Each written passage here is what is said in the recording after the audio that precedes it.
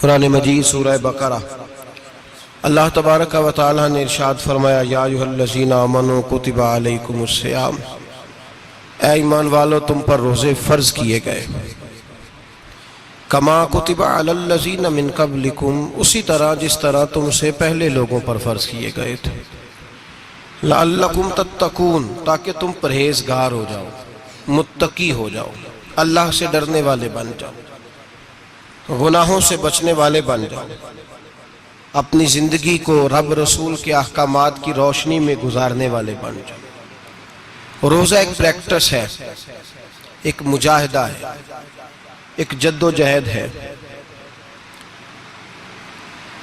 جد و جہد کس چیز کی؟ اللہ کی رضا کے مطابق اپنے آپ کو ڈھالنے کی جد و جہد۔ صوم کا لغوی معنی ہوتا ہے رک جانا، حلال رزق سامنے پڑا ہے، حلال مشروب سامنے پڑا ہے، حلال رشتہ بیوی کا موجود ہے، لیکن ان سب چیزوں سے حالت روزہ میں رکنا، اللہ کی رضا کے لیے رکنا، اس کا نام روزہ ہے۔ صوم کا معنی رکنے کے ہیں، پرہیز کرنے کے ہیں، بچنے کے ہیں۔ ہر چیز موجود ہے لیکن اللہ کا حکم نہیں ہے تو لہٰذا کھا نہیں سکتے۔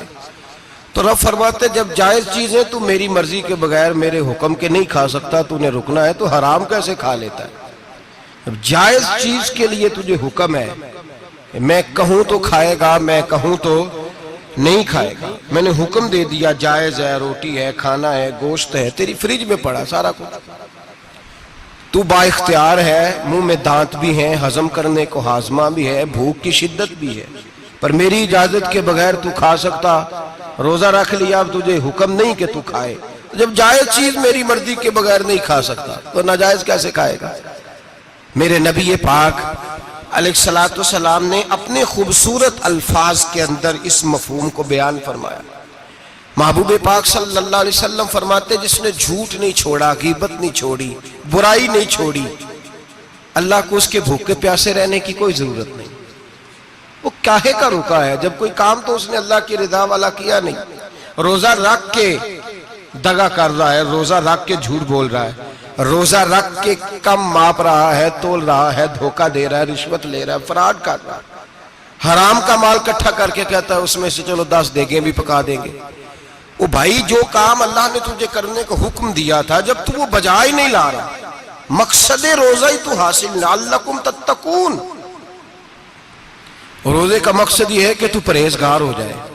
میرے نبی پاک علیہ السلام کی بارگاہ عالی مرتبت میں 2 عورتیں آئیں، یہ چیزیں کھا لو، کہنے لگی محبوبہ ہم نے روزہ رکھا ہوا ہے۔ فرمایا نہیں، تمہارا تو روزہ نہیں ہے، حضور رکھا ہوا ہے روزہ، سحری سے لے کر اب تک کچھ نہیں کھایا، شام تک بھی نہیں کھائیں گی۔ محبوب نے فرمایا ذرا کہہ تو کرو، الٹی تو کرو۔ کہہ کی تو ان کے حلق سے خون بھی نکلا اور گوشت کے لوتھڑے بھی نکلے، پھوٹیاں بھی نکلی۔ نبی پاک نے فرمایا وہاں بیٹھ کے تم نے اپنے جاننے والوں کی غیبت نہیں کی، چغلی نہیں کھائی؟ خاموش ہو گئیں، گردنیں جھک گئیں۔ نبی پاک نے فرمایا تم نے قرآن نہیں پڑھا کہ جو اپنے بھائی کی غیبت کرتا ہے وہ مردہ بھائی کا گوشت کھاتا ہے؟ تو گوشت کھا کے بھی تمہارا روزہ رہ گیا ہے۔ کس طرح کا روزہ ہے کہ صاحب روزہ رکھ کے نہ رکھنے والوں پہ تنقید کر رہے ہیں؟ تراویحاں پڑھ کے نکلے ہیں تو کہتے ہیں میں اکیلا ہی نیک ہوں، باقی تو محلے میں کوئی پڑھتا ہی نہیں۔ یہ کیسا تیرا روزہ ہے کہ تو روزہ رکھ کے تو اس کے مقصد کو نہیں سمجھا؟ لعلکم تتقون۔